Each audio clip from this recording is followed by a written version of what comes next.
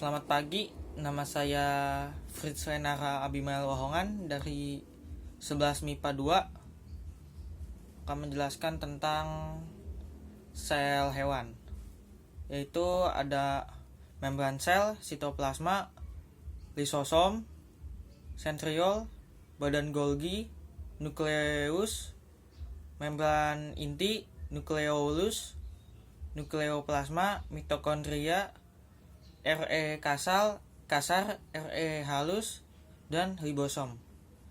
Yang pertama ada membran sel. Membran sel adalah yang memisahkan sel dengan lingkungan di luar sel, terutama untuk melindungi inti sel dan sistem kelangsungan hidup yang bekerja di sitoplasma. Fungsinya adalah untuk menjaga struktur sel, tempat melekatnya sitoskeleton, dan lain sebagainya. Yang kedua ada sitoplasma. Sitoplasma adalah bagian sel yang terbungkus membran sel.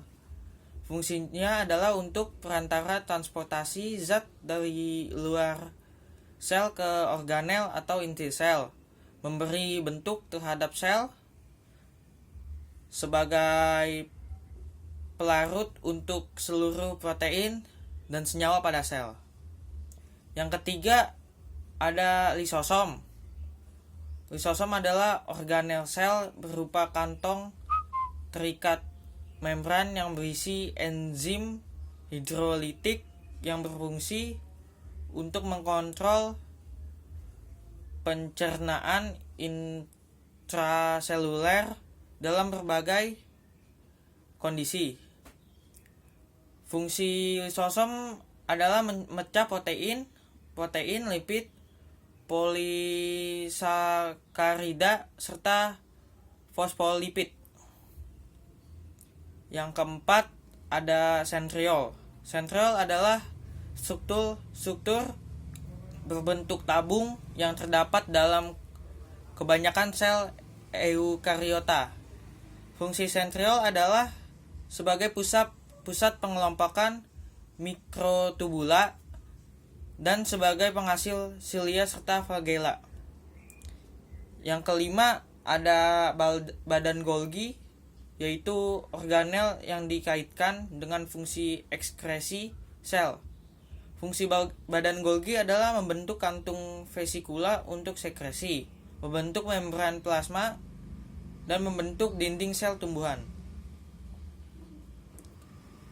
Yang keenam ada nukleus, yaitu adalah inti sel yang bisa kita temukan pada sel eukariotik. Pada organel inilah terkandung sebagian besar dari materi genetik dan membentuknya menjadi molekul DNA linear panjang. Fungsi nukleus adalah untuk menyimpan informasi sel, mengontrol pertumbuhan sel, mengendalikan metabolisme sel. Yang ketujuh ada membran inti. Membran inti adalah membran ganda fosfolipid yang membungkus keseluruhan organel dan memisahkan bagian inti dengan sitoplasma sel. Fungsinya sebagai pintu keluar masuk RNA dan juga protein. Yang ke-8 ada nukleolus, sebuah struktur terikat tanpa membran yang terdiri dari protein dan asam nukleat dalam inti sel. Fungsinya adalah untuk mengontrol sintesis protein, mengendalikan proses metabolisme sel, tempat terjadinya replikasi DNA. Yang ke-9 ada nukleoplasma, yaitu cairan koloid yang terdiri atas air, molekul-molekul pembangun ribosom, asam inti, dan material inti lainnya.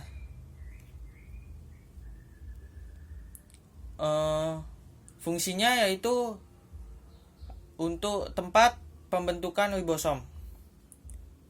Yang ke berapa tuh? 1, 2, 3, Yang ke-10 ada mitokondria, yaitu organel tempat berlangsungnya fungsi respirasi sel makhluk hidup. Fungsinya adalah tempat berlangsungnya respirasi sel menghasilkan energi dalam bentuk ATP. Yang ke-11 ada RE, retikulum endoplasma. Itu RE adalah organel yang dapat ditemukan pada semua sel eukariotik. RE merupakan labirin membran yang demikian banyak sehingga RE ini meliputi separuh lebih dari total membran dalam sel-sel eukariotik. RE dibagi menjadi dua, yaitu RE kasar dan RE halus. Di RE kasar, permukaannya itu terdapat bintik-bintik yang merupakan fungsi utama RE kasar, yaitu tempat sintesis protein, dan bintik-bintik itu adalah ribosom. Tetapi kalau di RE halus itu kebalikannya, nggak ada bintik-bintik ribosom, dan fungsinya itu ada tempat sintesis lipid, metabolisme karbohidrat, penyimpan ion kalsium, serta detoksifikasi obat. Dan terakhir ada ribosom. Ribosom adalah salah satu organel yang berukuran kecil dan padat dalam sel yang berfungsi sebagai tempat sintesis protein. Fungsi ribosom adalah sebagai tempat proses sintesis protein, translasi, dan transkripsi. Sekian dari saya, terima kasih. Sampai jumpa.